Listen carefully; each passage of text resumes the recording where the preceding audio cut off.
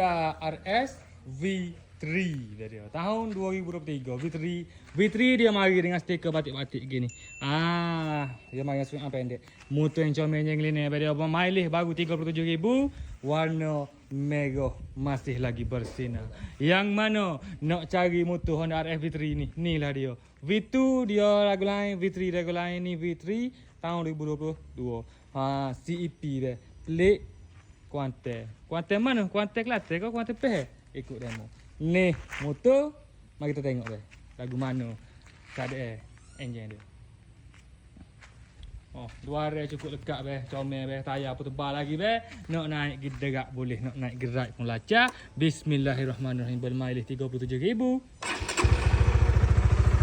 Enjin senyap, enjin sedap, body tegak, body comel. Gak dia berkena, sudah pun nak mari tengok, ajak abah mari mana.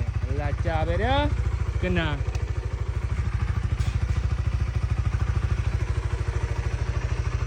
Harga berapa ya? 38 terlalu mahal. 37 tak ada, tak pada dengan tawar. 3 ni tak cukup biti. 3,5. Mari tengok 34 kita belanja. Hok mana nak 3,400 harga mati. Lok beda. Bismillah.